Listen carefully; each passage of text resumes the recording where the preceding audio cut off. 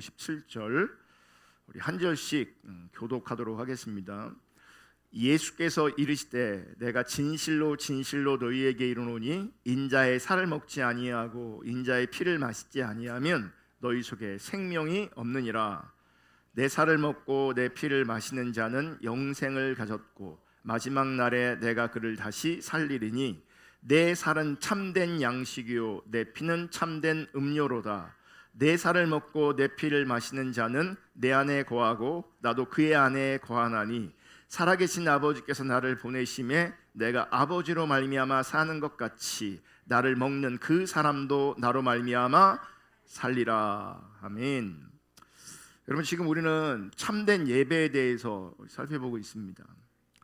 참된 예배 첫 번째 시간에는 내 존재의 이유와 목적이 예배인 것을 우리가 살펴봤습니다. 내가 왜 존재하는가? 내가 왜 사는가? 예배입니다. 이사야 43장 21절에 보면 이 백성은 나를 위해 지었나니 나를 찬송하게 하려 함이니라. 내가 지은받은 목적, 내가 존재하는 목적, 내가 호흡하는 목적은요, 기억하십시오. 내가 행복하기 위해서가 아닙니다. 하나님을 예배하기 위해서 존재하는 겁니다.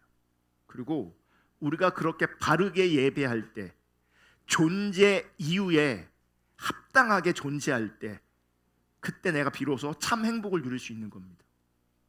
그러니까 예배자로 있을 때 행복합니다. 참된 예배의 두 번째, 세 번째 시간에는 우리가 드리는 예배 성경적 근거에 대해서 살펴봤습니다. 우리가 왜 이렇게 예배 드리는가? 왜 우리는 찬양과 경배로 예배 드리는가? 성경적 근거를 살펴보았는데, 성경적 근거는 요한계시록에 나오는 천상의 예배이고요, 또 다윗이 세웠던 다윗의 장막의 예배입니다. 그게 우리 예배의 성경적 근거입니다. 네 번째, 다섯 번째 시간, 우리가 예배로 드리는 찬양과 경배에 대해서 원어 등을 살펴보면서 그 찬양과 경배의 의미, 정의, 이런 부분들을 살펴봤습니다. 그리고 지난주에는 최고의 형태의 예배인 찬양과 경배함에 있어서의 바른 자세를 나누었는데, 찬양과 경배에 있어서 바른 자세 첫 번째는 마음을 다하는 겁니다. 우리의 온 마음을 다할 때에 그게 예배입니다. 온 마음을 다하지 않으면 그건 예배가 아닙니다. 그래서 특별히 우리가 찬양과 경배로 예배할 때 우리가 고백하는 그 가사 하나하나에 우리의 온 마음을 실어야 되는 겁니다. 그래야 예배가 되는 겁니다. 그냥 따라 부른다고 예배되지 않습니다. 그냥 이곳에 있는다고 예배되지 않습니다. 마음을 온전히 드려야 됩니다. 오늘은 찬양과 경배의 바른 자세 두 번째 시간인데, 오늘은요 십자가를 의지한 것에 대해서 살펴보려고 합니다. 그러니까 십자가의 공로를 의지하여 하나님께 나아가는 것, 십자가의 공로를 의지하여 하나님께 예배하는 것, 십자가의 공로를 의지하는 것이 찬양과 경배의 바른 자세입니다. 오늘 본문 복음 6장 53절부터 57절까지 읽었는데 다시 한번 볼게요. 예수께서 이르시되 내가 진실로 진실로 너희에게 이르노니 인자의 살을 먹지 아니하고 인자의 피를 마시지 아니하면 너희 속에 생명이 없느니라. 내 살을 먹어야 돼. 내 피를 마셔야 돼. 내 살과 내 피를 먹고 마시지 않으면 너희 속에 생명이 없어 라고 말해요. 54절, 내 살을 먹고 내 피를 마시는 자는 영생을 가졌고 마지막 날에 내가 그를 다시 살리리니 내 살은 참된 양식이요 내 피는 참된 음료로다. 내 살을 먹고 내 피를 마시는 자는 내 안에 거하고 나도 그의 안에 거하나니 살아계신 아버지께서 나를 보내심에 내가 아버지로 말미암아 사는 것 같이 나를 먹는 그 사람도 나로 말미암아 살리라. 이 말씀을 읽었는데 지금 말씀을 보면요, 예수님의 살과 피를 먹어라, 마셔라, 이렇게 자주 나옵니다. 나중에는 나를 먹는 사람은 나로 말미암아 살리라, 이렇게 말씀하고 있습니다. 그러면 예수님의 살과 피를 먹고 마셔야 되는데, 그럼 예수님의 살과 피는 무엇을 의미하는가? 예수님의 십자가를 의미하는 겁니다. 십자가를. 그러면 예수님의 살과 피를 먹고 마신다고 했는데, 먹고 마신다는 의미는 무엇이냐? 그럼 십자가를 믿는 겁니다. 예수님의 십자가를 믿는 겁니다. 그런데 여기서 중요한 것은, 지금 말씀, 요한복음 이 말씀에서 먹고 마신다라고 할 때 시제가 굉장히 중요합니다. 시제. 요한복음 6장 53절을 한번 다시 볼 건데, 예수께서 이르시되 진실로 진실로 너희에게 이르노니 살을 먹지 아니하고 인자의 피를 마시지 아니하면 너희 속에 생명이 없느니라. 여기서 먹고 마신다라고 하는 이 헬라어 시제는 뭐냐면 단순 과거형으로 돼 있어요. 무슨 말이냐면, 헬라어에서 단순 과거형은 과거의 한 시점에서 일어난 사건 혹은 일어난 어떤 행동들을 말하는 거예요.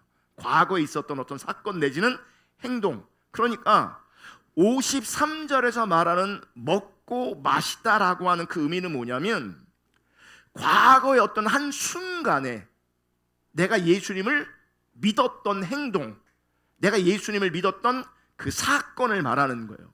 그렇게 먹고 마실 때, 그렇게 믿었을 때에 나에게 생명이 주어진다는 거죠. 그러니까 53절에서 말씀하고 있는 먹고 마신다라는 개념 뭐냐면, 과거의 어떤 시점에 분명하게 있었던 거듭남의 사건을 말하는 거예요. 거듭남의 사건.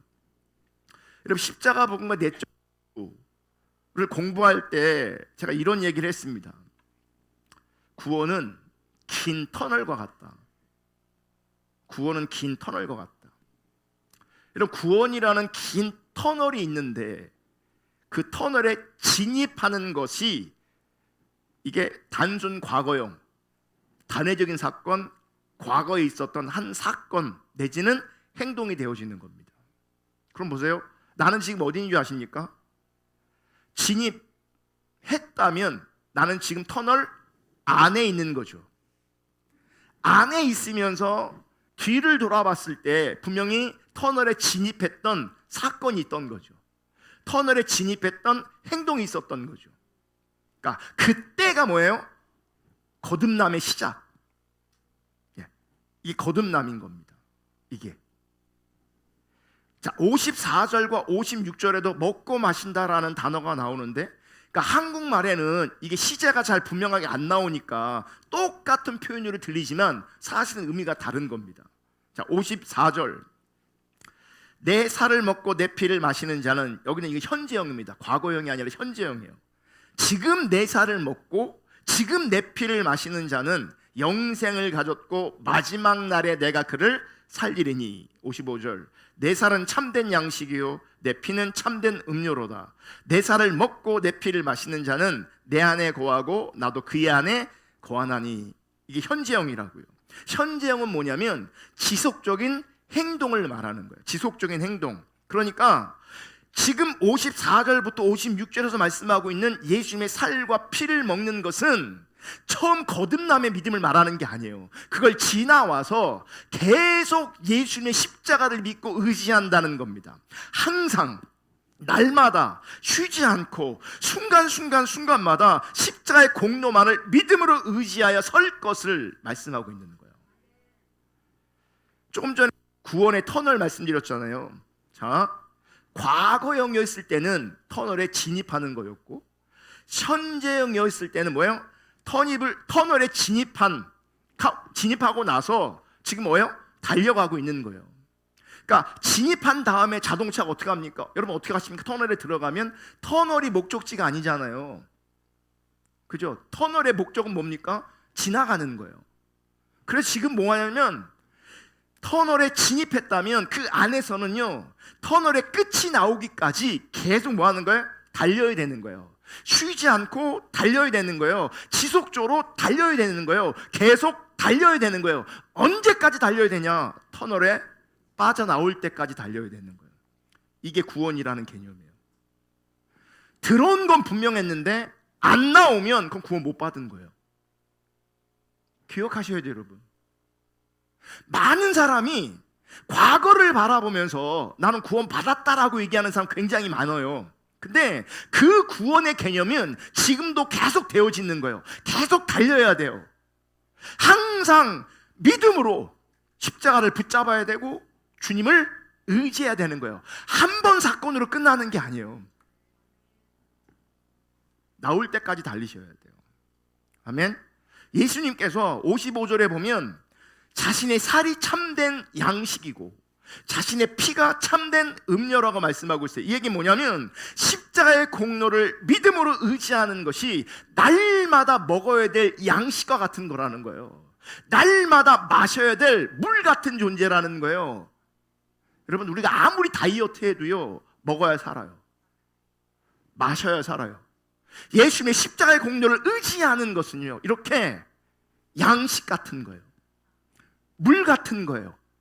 옛날에 한 번 먹고 마셨다고 끝나는 게 아니에요. 계속 먹어야 돼요. 지속적으로 먹어야 되는 거예요. 아멘. 여러분, 이렇게 우리가 날마다 순간마다 예수님의 십자가의 공로만을 믿음으로 의지하여 설 때, 그때 비로소 하나님과의 친밀한 교제가 가능한 것입니다. 그리고 하나님과 친밀한 교제가 가능할 때 하나님 중립적인 삶을 살아낼 수 있는 겁니다. 그래서 과거형으로 먹고 마심을 얘기할 때 이렇게 말해요. 그 과거의 한 시점에서 네가 나를 믿지 않으면 생명이 없다. 그때 믿어야 뭐가 되는 거예요? 생명이 주어지는 겁니다. 그리고 계속해서 주님의 십자가를 먹고 마실 때 어떤 일이 벌어지냐면 56절, 내 살을 먹고 내 피를 마시는 자는 내 안에 거하고 나도 그의 안에 거하나니. 이게 뭡니까? 지속적으로 십자가의 복음을, 십자가의 그 공로를 의지하여 믿음으로 주 앞에 설 때, 날마다 주님의 그 살과 피를 먹고 마실 때에 주님이 내 안에, 내가 주님 안에 선다는 거죠. 이게 친밀한 교제를 말하는 거예요. 친밀한 교제. 이 친밀한 교제 가운데 있을 때 하나님 중립적인 삶을 살게 되는 겁니다. 여러분, 정말 많은 사람들이, 좀 개념 있는 성도들이 고민하는 게 뭐냐면 나는 하나님 중립적인 삶이 잘 안 살아져요. 그거 고민하거든요. 그러니까 그거 고민하지 않는 분이라면 정말 막 터널에 진입한 분이에요. 구원이란 터널에 그냥 금방 막 들어온 사람들이에요.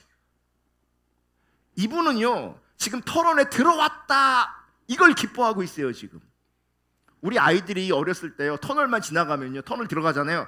터널이다 그러면 터널 들어가는 순간 터널이다 이래요. 또 나오잖아요. 또 있잖아요. 터널이다 그래요. 그러면 제가 운전하러 갈 때 터널이 보이잖아요. 미리 좀 알잖아요. 그러면 미리 알려줘요. 터널이 앞에 나온다고. 그럼 들어가자마자 터널이다 그래요. 우리 큰애 작은 애들이 그랬어요. 하나님 중립적인 삶을 고민하지 않은 사람은요, 그러고 있는 거예요. 신기한 거죠. 터널이 구원받음이 신기한 거죠. 거듭난 것이 신기한 거죠. 근데 사는 걸 보면 여전히 자기 중립적인 삶을 살아요. 여전히. 그 왜 그러냐? 현재형으로서의 주님의 살과 피를 먹고 마시는 것이 지금 중단되어 있는 거예요. 터널 안에 갇혀 있는 겁니다. 앞으로 전진해 가야 되는데, 지속적으로 앞으로 가야 되는데 그냥 멈춰서 있는 겁니다.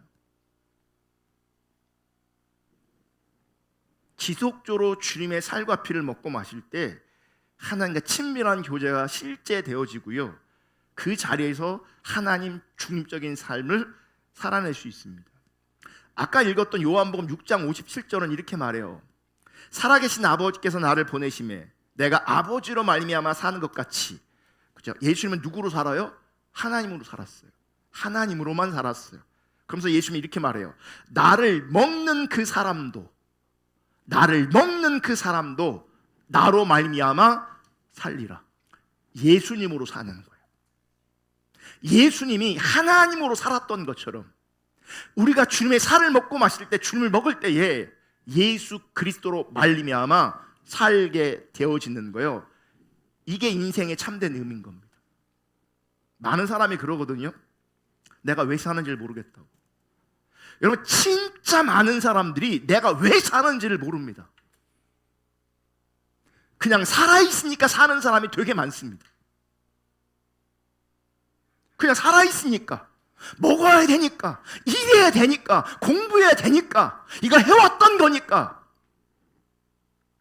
또 내 삶이 심심하니까 뭐라도 하는 거예요. 의미 없이 삽니다. 정말 의미 없이 삽니다. 나는 살아있어, 이게 사는 거야 라고 하는 것은요, 예수님의 살과 피를 먹고 마심으로 말미암아 예수님이 하나님으로 살았던 것처럼 내가 예수 그리스도로 살고 있는 것, 그게 인생이에요. 그게 사는 거예요. 그게 진짜 사는 거라고요. 그래서 제가 볼 때는 이 예수가 우리 인생 가운데 빠져버리면요, 그냥 그렇고 그런 인생이에요. 별거 없어요. 우리끼리는 더 가졌냐 덜 가졌냐 뭐 이런 거 따지긴 하겠지만, 많이 가진 그 인생도요, 별로 재미가 없어요. 재미없어요. 제가 신문에서 거기서 봤거든요. 한 달에 몇 억이 들어온대요. 건물주인데 몇 억이. 한 달에 몇 억이래요. 한 달에 10억 넘게 들어와요. 10억 넘게 한 달에 들어온대요. 그러면 상상이 됩니까, 여러분? 그게? 우리는 1년에 1억도 못 버는데, 많은 경우.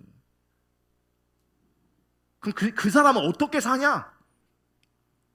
일어나서 골프장 가고, 비싼 밥 사 먹고, 오후에 자기 사업장 들러보고,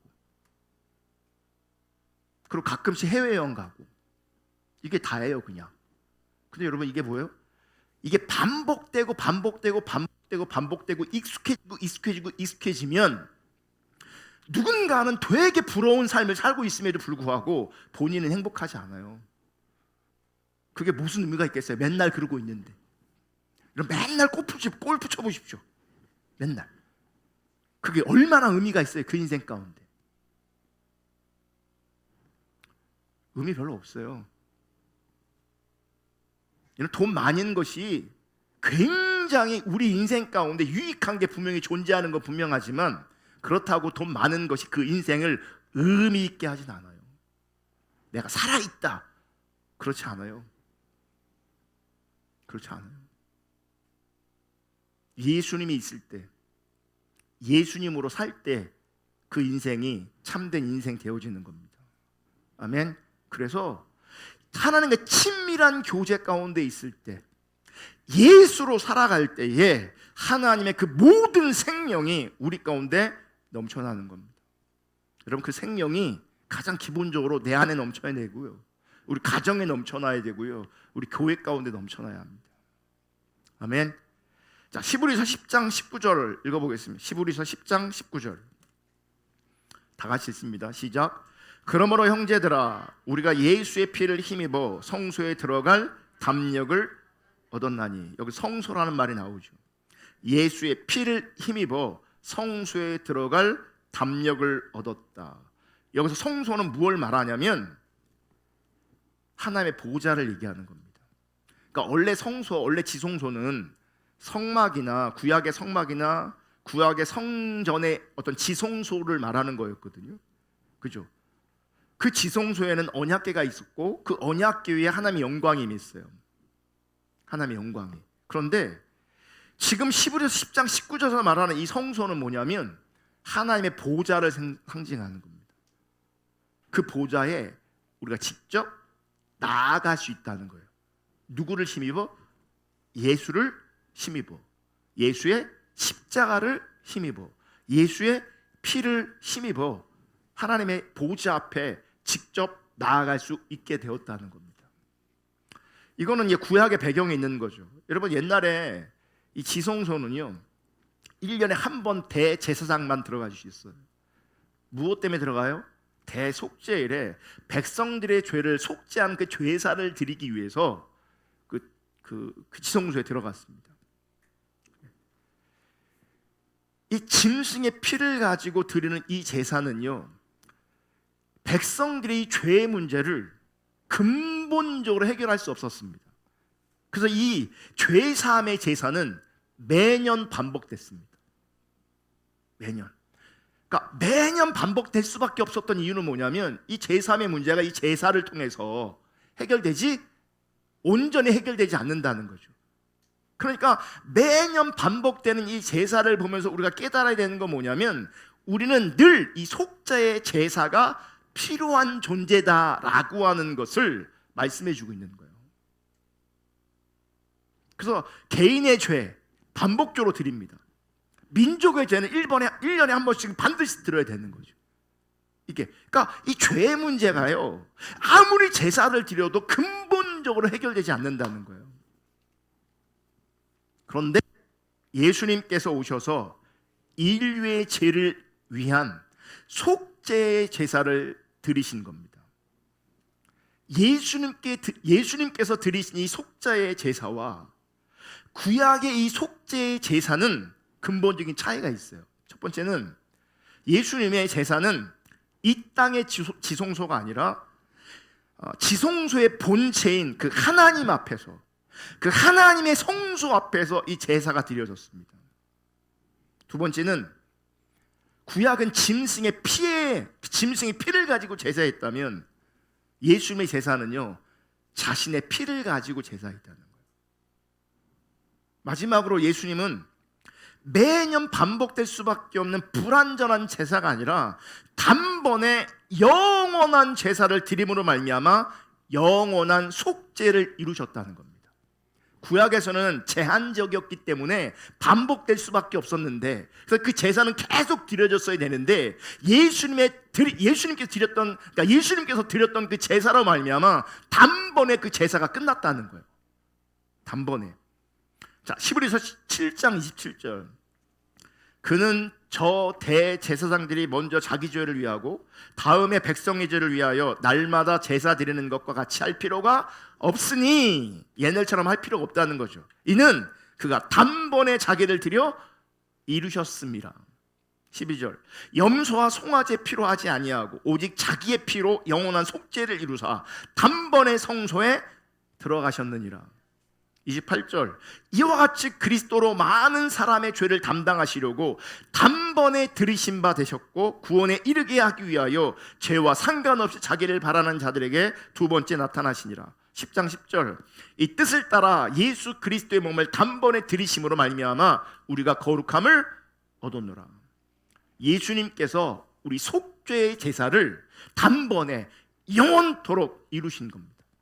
더 이상 제사가 필요 없는 거죠. 그래서 우리는 제사 드리는 게 아니고요, 우리는 뭐 하는 겁니까? 예배하는 겁니다. 제사가 필요 없습니다. 그러니까 만약 우리가 뭐 찬양의 가사에 그런 뭐 제사라는 표현이 나온다면 우리는 그 옛날의 제사의 이미지가 아니라 예배로 이제 바꿔 이해해야 되는 거예요. 제사는 끝났어요. 단번에 끝났어요. 단번에 한 번으로 끝났어요. 예수님 말미암아. 이제 우리는요, 반복적으로 뭐만 하면 되는 거예요?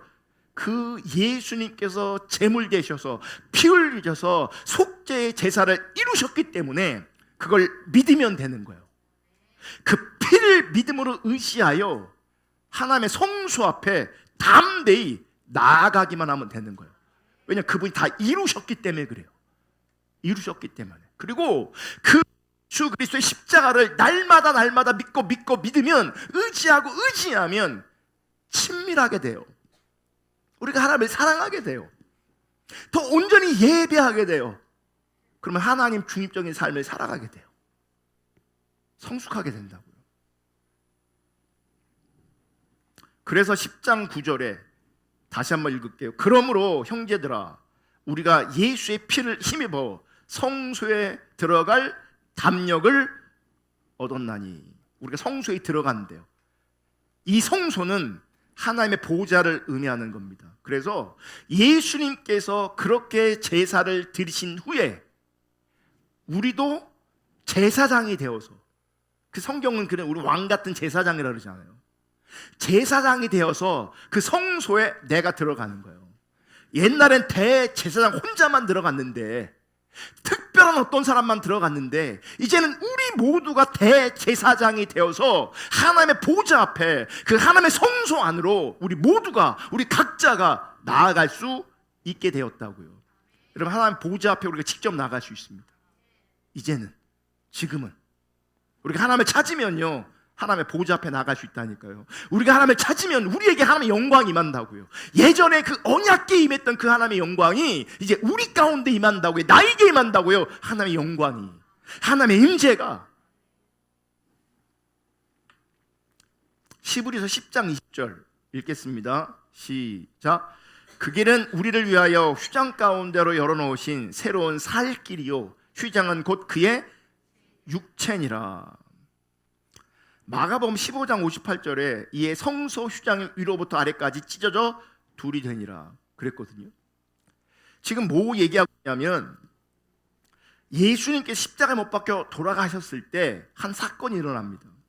뭐냐면, 예수님께서 십자가에 못 박혀 돌아가시는 그 순간에 예루살렘 성전 안에 드리워져 있었던, 성소와 지성소를 구분하고 있었던 큰 휘장이 있었는데, 예수님이 십자가에 못 박혀 돌아가시는 그 순간 그 휘장이 찢어졌어요. 위에서부터 아래까지 쫙 찢어졌어요. 그거를 10장 20절을 말하고 있는 거예요. 그 길은 우리를 위하여 휘장 가운데로 열어놓으신 새로운 살 길이요 휘장은 곧 그의 육체니라. 그러니까 예수님의 육체가 찢어지시는 그 순간, 하나님께 나아갈 수 있었던, 하나님께 나아갈 수 있는 그 휘장이 뭐예요? 같이 찢어진 거예요. 그래서 우리가 하나님께 나아갈 수 있게 되는 거예요.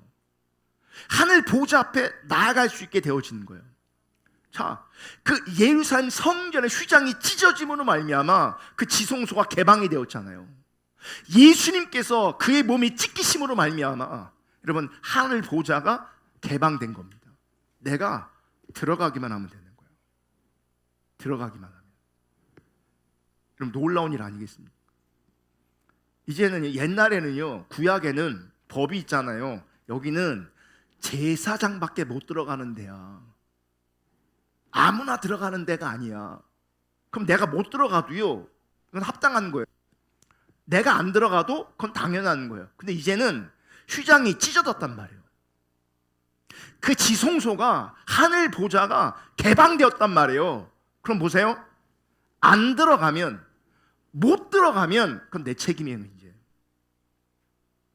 그래서 새로운 산길, 새로운 살 길이라고 말하는 거예요. 새로운 살 길이 열렸다. 예수가 우리의 새로운 살 길이 되어져서 하늘 보호자가 열려서 그 길을 가기만 하면 돼요. 예수를 따라가기만 하면 돼요. 열려진 그 길을 가기만 하면 돼요. 그러면 하나님의 영광이 우리 가운데 임한다고.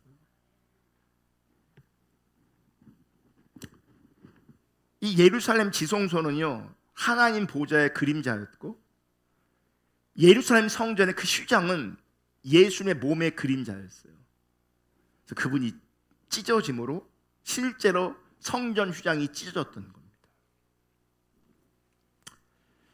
예수님의 십자가가 하나님께서 우리 가운데 우리를 위해 열어놓으신 하나님의 보좌에 이르게 하는 새로운 산길, 새로운 살 길이 되어진 겁니다. 여러분 기억하십시오.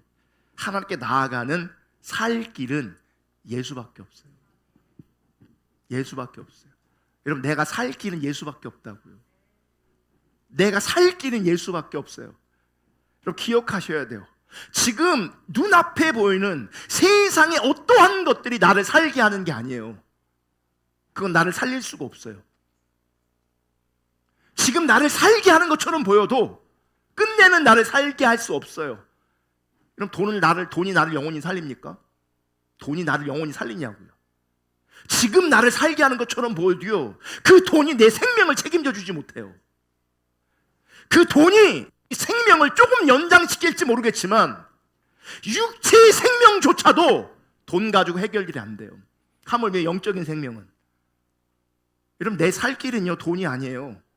내 살 길은 예수밖에 없어요. 나를 살리는 길은 예수밖에 없어요. 아멘. 그래서 나를 살리는 살길이신 예수 그리스도를 힘입어서 하나님의 보좌 앞에 힘있게 나아가는 그런 하나님의 사람 될 수 있기를 주님의 이름으로 축복합니다. 날마다 순간마다 십자가의 공로를 의지하여 서는 것, 그게 우리가 늘 먹어야 되는 양식이고 늘 먹어야 되는, 마셔야 되는 참된 음료라고 예수님께서는 분명히 말씀하셨습니다. 그렇게 예배해야 되는 겁니다. 날마다 그 십자가의 공로를 의지하여 주님께 나아가 주님을 예배하는 겁니다. 거기에 주님이 오시는 겁니다. 아멘. 여러분, 십자가의 공로를 의지하여 하나님께 나아가는 것에 반대되는 개념이 있습니다. 자기 의를 가지고 하나님께 나아가는 겁니다. 내 살 길은 뭐라고요? 오직 십자가, 오직 은혜라고요. 예수의 십자가의 공로를 힘입어서 주님께 나아가는 거거든요. 내 의가 아니에요. 내 공로가 아니에요. 주님께서 그분의 몸을 찢기심으로 말미암아 하늘 보좌로 나아갈 수 있는 그 길을 여심으로 말미암아 우리가 하늘 보좌 앞에 서게 된 것이지, 내 의를 가지고 나의 어떠함을 가지고 하나님께 나아갈 수 있는 게 아니라고요. 그러니까 십자가의 공로를 의지하는 반대 개념이 뭐냐면 자기의 의를 의지하는 거예요. 그리고 여러분 기억하십시오. 자기의 의를 의지하는 것은요, 교만한 거고요. 자기 의를 의지할 교만한 그 상태는요, 사실은 저주받은 상태입니다. 그 상태가. 시편 24편 1절부터 6절을 읽겠습니다.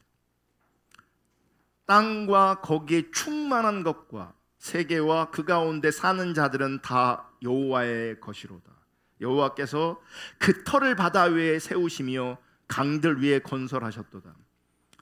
여호와의 산에 오를 자 누구며 그의 거룩한 곳에 설 자가 누구인가? 금요일날 제가 설교했던 본문 중에 하나죠. 4절, 곧 손이 깨끗하며 마음이 청결하며 뜻을 허탄한 데에 두지 아니하며 거짓 맹세하지 아니하는 자로다. 그는 여호와께 복을 받고 구원의 하나님께 의를 얻으리니 이는 여호와를 찾는 족속이요 야곱의 하나님의 얼굴을 구하는 자로다. 자, 금요일 날도 말씀드렸지만 여기서 여호와의 산에 오른다, 여호와의 거룩한 곳에 선다, 이게 뭡니까? 예배하는 걸 말하는 거예요. 그러니까 예배하러 하나님을 찾아 나아가는 것을 하나님의 전에 올라간다, 거룩한 산에 올라간다, 이렇게 표현했거든요. 이건 예배를 말하는 겁니다. 근데 여러분, 예배하기 위해서 누가 예배할 수 있는가? 성경은 이렇게 말해요. 손이 깨끗하고 마음이 청결하고 뜻을 허탄한 데 두지 않고 거짓 맹세하지 않는 자가 그곳에 오를 수 있다. 즉 예배할 수 있다. 이 말은 뭐냐면, 여러분, 하나님께 예배하러 나아감에 있어서 하나님은 거룩한 분이시기 때문에 예배는 누구만 할 수 있냐면 거룩한 자만 할 수 있어요. 거룩한 자만이. 이 말은 하나님의 의로는, 아니 우리의 의로는 하나님의 보좌 앞에 나아갈 수 없다는 겁니다. 우리의 의로는요, 거룩한 자만 예배할 수 있는데, 여러분, 우리가 거룩합니까? 우리가 거룩하냐고요? 나의 의로는요, 우리의 의로는요, 절대 하나님께 예배할 수 없습니다. 그리고 하나님께 나아갈 수 없습니다. 그럼 이 문제를 어떻게 풀어야 되는가? 누가복음 18장 9절부터 14절 볼게요. 또 자기를 의롭다고 믿고 다른 사람을 멸시하는 자들에게 이 비유로 말씀하시되, 두 사람이 기도하러 성전에 올라가니, 자, 기도하러 올라간 건 예배하러 올라간 거죠. 그죠? 하나님 찾으러 올라간 거잖아요. 두 사람이, 한 분은 바리새인이고 한 분은 세리예요. 그래서 두 사람이 기도하러 성전에 올라가니 하나는 바리새인이요 하나는 세리라. 11절, 바리새인은 서서 따로 기도하여 이르되, 하나님이여, 나는 다른 사람들 곧 토색, 불의, 간음하는 자들과 같이 아니하고 이 세리와도 같이 아니함을 감사하나이다.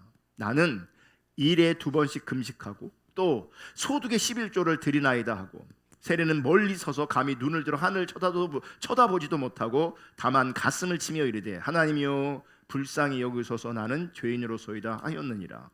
여러분, 14절이 되게 중요해요. 한번 읽어볼게요. 같이 시작.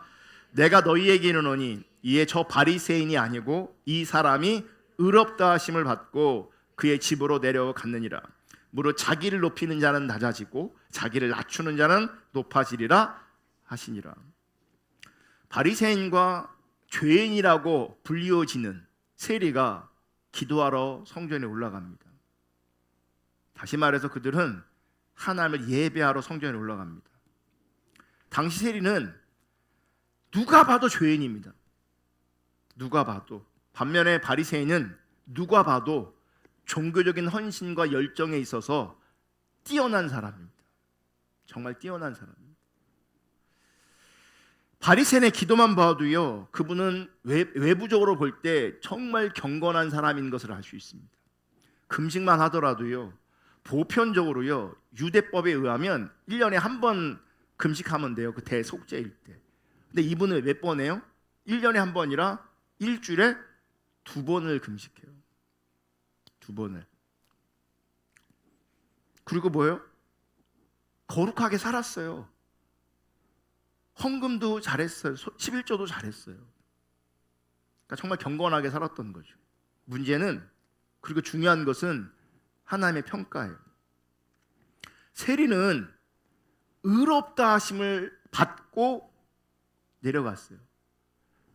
아까 시편의 말씀을 기억하셔야 돼요. 예배는 누가 할 수 있어요? 거룩한 자가, 의로운 자가. 지금 세리가 의롭다함을 받았어요. 하나님은 이 세리의 예배를 받으시는 거예요. 하나님은 이 세리의 기도를 받으시는 거예요. 그런데 바리새인은 하나님으로부터 의롭다 여김받지 못했어요. 다시 말해서 바리새인은요, 버림받은 겁니다. 지금 하나님께 버림받은 겁니다. 그리고 그의 기도와 그의 예배는요, 하나님 앞에 아무런 의미가 없습니다. 하나님 받지 않으십니다. 버림받았습니다. 그럼 왜 누구보다도 경건하고 누구보다도 헌신된 이 바리새인은 버림받고, 누가 봐도 죄인인 이 세리는 구원받았는가? 의롭다 여김받았는가? 차이가 분명히 있어요. 바리새인은요, 자기 의를 의지하여 지금 하나님께 나아갑니다. 그게 경건하게 살았던 거, 그게 잘못이 아니에요. 그건 너무나 잘하는 거예요. 여러분도 그렇게 잘할 수 있기를 주님의 이름으로 축복합니다. 잘하셔야 돼요. 의식과 본질을 배우셨잖아요. 의식에 문제가 있으면 본질을 절대 못 담아요. 우리는 자꾸 본질을 중요하다고 자꾸 얘기하다고 강조하다 보니까 나도 모르게 많은 사람들이 의식은 별로 중요하지 않은 것처럼 왜곡되고 오해하는 마음이 또 생겨버려요. 중요한 건 뭔지 아십니까? 의식이 있다, 본질이 있다. 본질은 의식 안에 담아지는 것이다 라고 한다면, 여러분, 본질이 먼저 준비되어져야 됩니까? 의식이 먼저 준비되어져야 됩니까?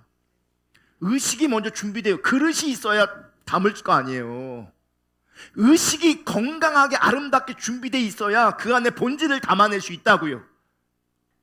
근데 본질하면서 이 그릇을 깨끗하게, 그릇을 준비하지 않으면, 온전한 그릇으로 준비되지 않으면 이 본질은 절대 담아지지 않아요.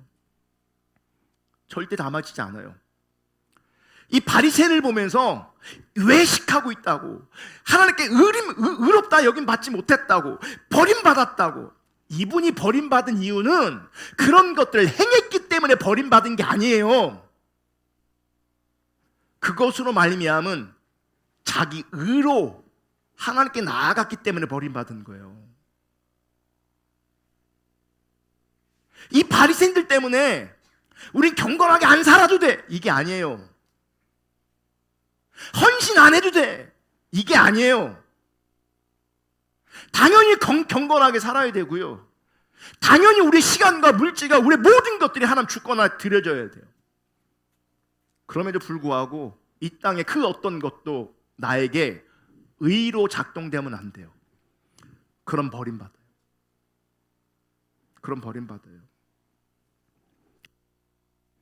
자기 의를 의지하여 지금 하나님께 나아갔기 때문에 버림받은 겁니다. 보세요. 누가복음 18장 9절. 또 자기를 의롭다고 믿고 다른 사람을 멸시하는 자들에게 이 비유로 말씀하실 때 지금 뭘 말씀하면 자기를 의롭다고 여기는 거예요. 그럼 자기를 왜 의롭다고 여길까? 종교적인 행위, 경건한 삶 이런 것 때문에 내가 의롭다 수술 여기는 거예요. 나는 의로워. 자기는 의로우니까 하나님께 나아갈 때도요 당당하게 나가요. 내가 이렇게 거룩한데, 내가 이렇게 열정이 있는데, 내가 이렇게 눈물이 있는데, 나한테 이런 은사가 있는데, 그러고 나가요. 여러분, 이 바리새인을요 다른 데서 찾으면 안 돼요. 어쩌면 나의 열정 있는 나의 모습에서 이 바리새인의 모습이 있다고요.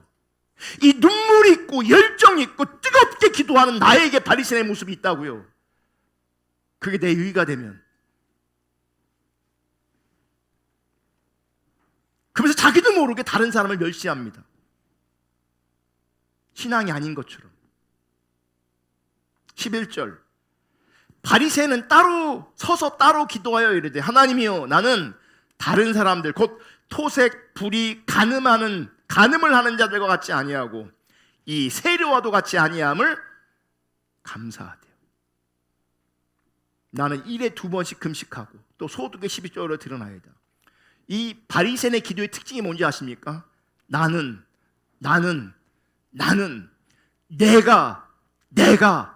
내가예요.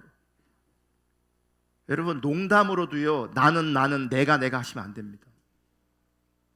농담으로도 그건 성경적이지 않습니다. 그건 하나님의 기준에 합한 게 아닙니다. 내가 한 게 없는데 왜 농담이라도 내가 했다 그럽니까? 이 땅에요 내가 할 수 있는 건 아무것도 없습니다. 은혜가 부어졌기 때문에 그것도 하는 겁니다. 그럼 보세요.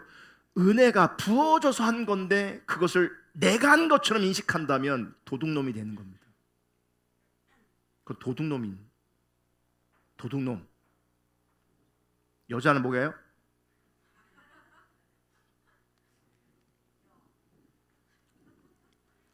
바리새인은요 거짓 신앙, 타락한 신앙, 왜곡된 신앙은요 철저하게 자기의 의를 의지하여 하나님께 나아간 겁니다. 근데 기억하십시오. 자기의 의를 의지하여 하나님께 나아갈 수 있는 사람은 이 땅에 한 사람도 없습니다. 내가 의라고 여기는 것을 가지고 하나님께 나아가 보십시오. 버림받습니다. 안 통합니다. 하나도 안 통합니다. 그래서 여러분 하나님께 예배하러 나아갈 때에는 자기 의를 철저하게 버리고 나아가야 합니다. 반대로 십자가의 의만 의지해서 예수님의 의만 의지해서 예배하러 나가야 되고 하나님께 나아가야 되는 겁니다. 그래서 우리는 하나님께 나아갈 때 이 속에는 하나님께 나아갈 수 있는 그 어떤 선한 것도 없다는 것을 늘 인식하고 고백해야 합니다. 내가 의지할 수 있는 건 아무것도 없다. 내면적인 것이든 외면적인 것이든 눈에 보이는 것이든 눈에 안 보이는 것이든 영적인 것이든 그 어떤 것이든 내가 의지할 것은 하나도 없다. 의지해서는 안 된다. 그래서 여러분 하나님께 나아갈 때 내가 의지하고 나아가는 것이 있다면, 하나님 외에 내가 다른 것을 의지하고 있다면 그거 다 내려놓으셔야 합니다. 그것이 세상의 부일지라도 지위, 학식, 종교적인 체험, 지식, 헌신, 배경, 열심 그 모든 것들을 내려놔야 되는데 이거 의지하고 있으면 그게 나에게 우상이 되는 겁니다. 여러분 돈 의지하면 우상 되는 거고요. 영적인 것, 종교적 열심도 의지하면 그게 우상이 되는 겁니다. 그리고 그거 의지하면요 하나님의 원수가 되는 겁니다. 십자가의 원수가 되는 겁니다. 스크린은 안 나올 건데 제가 읽어드릴게요. 빌립보서 3장 18절 내가 여러 번 너에게 말하였거니와 이제도 눈물을 흘리며 말하노니 여러 사람들이 그리스도의 십자가의 원수로 행하느니라. 그리스도 십자가의 원수로 행한대요. 그 원수가 누군지 아십니까? 자기 의를 가지고 하나님께 나아가려고 하는 사람들이 하나님의 원수인 거예요. 아까 바리새인 왜 버림받은 줄 아십니까? 하나님의 원수이니까 버림받은 겁니다. 하나님의 원수라서. 내가 하나님의 원수입니다. 세상의 부를 의지하고 세상의 주의를 의지하고 세상의 학식을 의지하고 종교적인 지식을 의지하고 종교적인 어떤 체험을 의지하고 자신의 헌신이나 어떤 배경을 의지한다면 그게 하나님 앞에 우상이 되는 거고요. 그래서 하나님의 원수가 되는 겁니다. 십자가의 원수가 되는 겁니다. 여러분, 나한테 나오는 그 어떤 것도 신뢰하거나 의지하지 않기를 축복합니다. 내 눈물조차도, 내 열정조차도 그거 의지하면 안 돼요. 많은 사람들이 여러분 그거 의지하는 거 아세요? 자기 안에 있는 어떤 영적인 감수성을 의지합니다. 그걸 자기가 성숙했다고 생각합니다. 그거를 아니에요.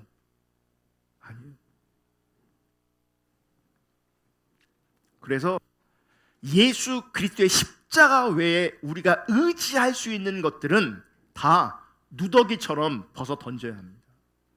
바울이 그래서 뭐라고 말한 겁니까?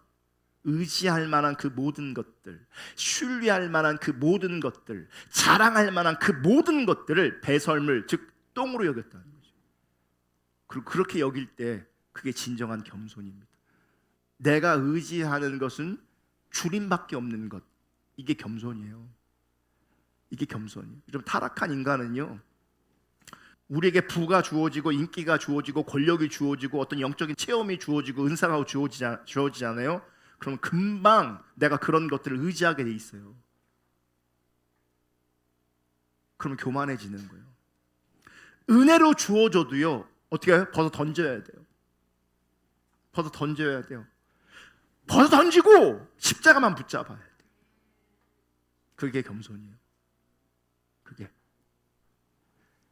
가만히 보면 그래서요, 이 세상에서 자랑할 게 없고 의지할 게 없는 인생을 살아가는 분이 어떤 복된 인생이에요. 남편 자랑할 것도 없고 자식 자랑할 것도 없고 돈도 없고 외모도 별로고 할렐루야. 네, 교만해질 수가 없어. 그게 은혜라니까요. 그게 은혜라고요. 남편만 잘나봐요, 하나님 없어져요. 자식만 잘나봐요, 하나님 없어져요. 돈만 좀 많아봐요, 하나님 없어져요. 없어요. 그건 저주예요. 그러니까 하나님이 나에게 없어지게 하는 그 어떤 것들이 있다면 그건 저주겠죠. 돈 때문에 하나님이 없어진다, 저주죠. 인기 때문에 하나님이 없어진다, 그건 저주입니다. 남편 때문에 하나님이 없다, 그 남편이 나에게 저주인 겁니다. 자식 때문에 하나님이 없다, 그건 저주입니다. 그건 저주예요. 근데 남편이 속색해서 자식이 속색해서 가난해서 외모도 별거 없어서 하나님의 은혜가 아니면 안 돼 이러고 있다는 건 복이죠. 그럼 복인 거예요. 결혼 잘한 거예요. 주님만 찾게 하는 존재가 있다면 복인 거예요. 그거는. 그래요, 안 그래요? 할렐루야. 남편이 옆에 있는데 막 이렇게 끄덕끄덕 공감하면 어떻게 해요?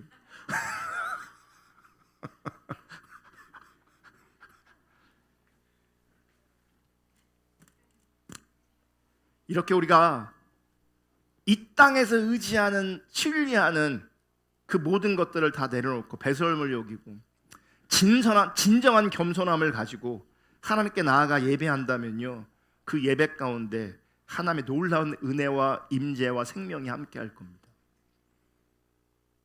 이 바른 자세가 없으면요, 아무리 예배하고 싶어도요, 예배가 안 돼요. 누군가 막 기뻐서 정말 하나님 영광 앞에, 하나님의 보좌 앞에 서서 예배하는데 나는요 굉장히 생뚱맞아요. 지금 나 뭐 하고 있지? 여긴 어디지?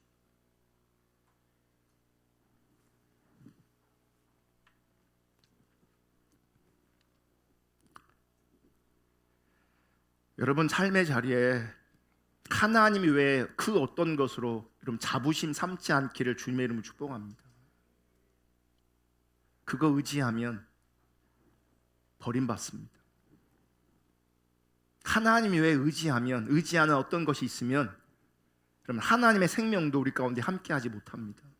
도리어 많은 사람들이 보면요, 안에 수만 개, 수천 개, 수백 개 우상들이 버글버글합니다. 내가 의지하는 게 너무 많은 거예요. 이 땅에서, 이 세상에서, 하나님 말고. 그런 자리에서 겉으로 경건한 예배를 드릴지라도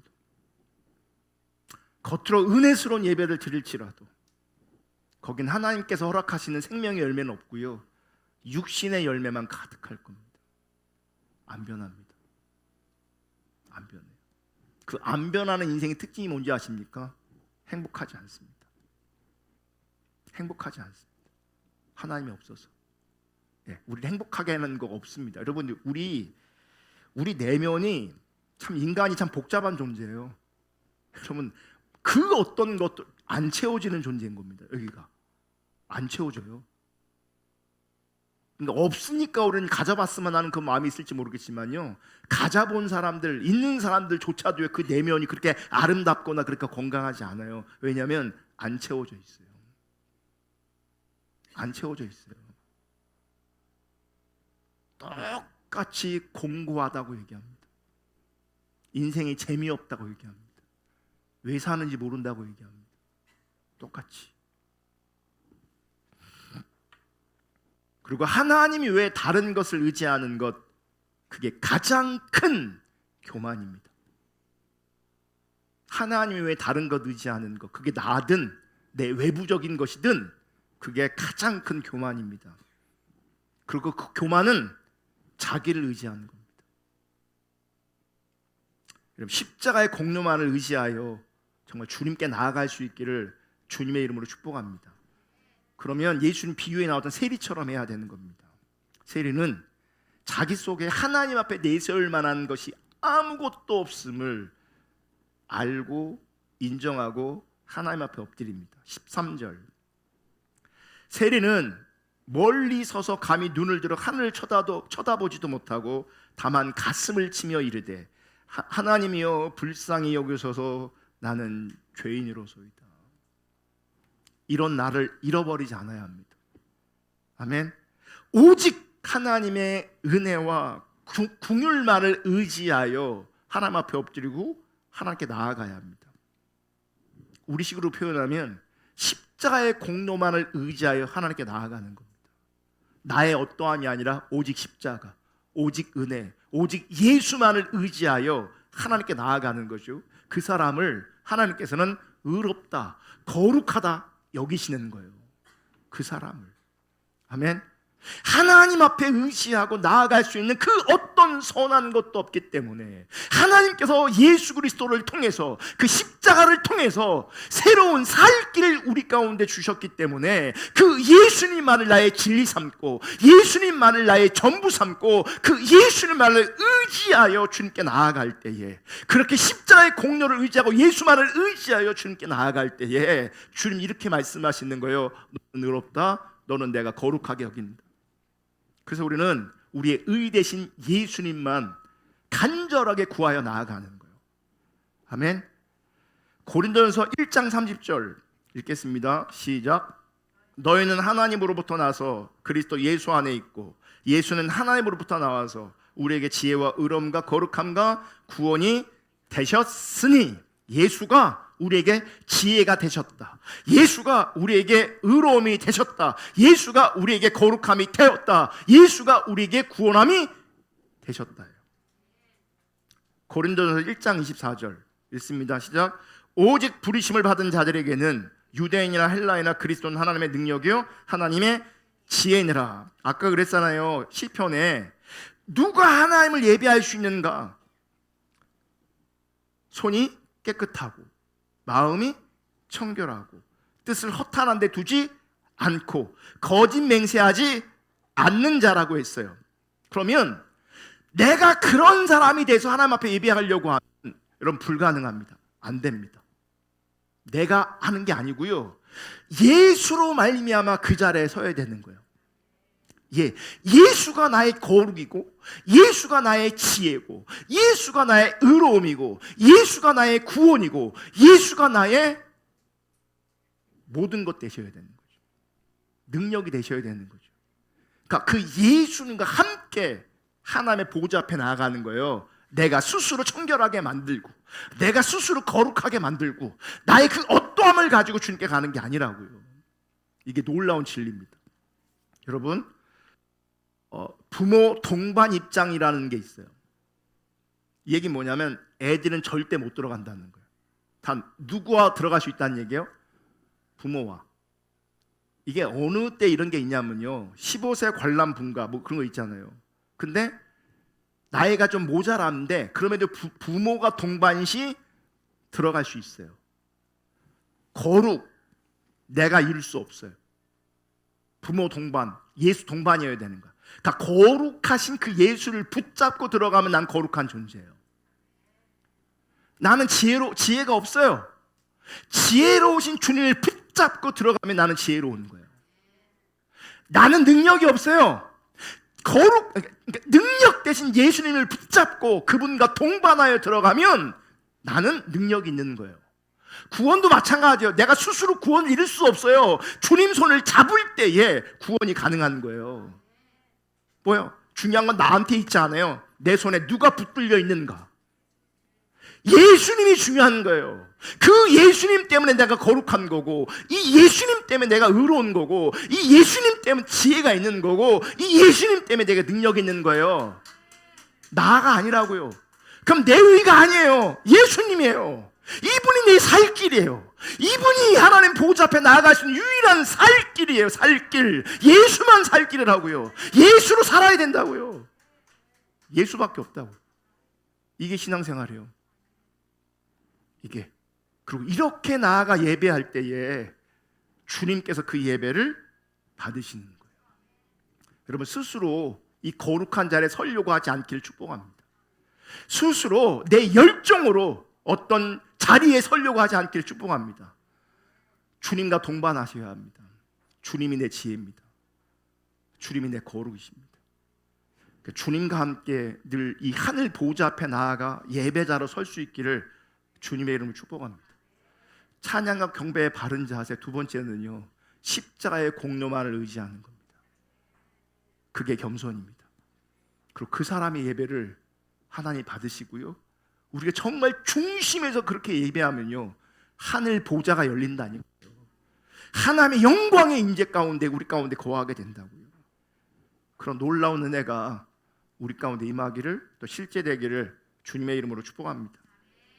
우리 첫 번째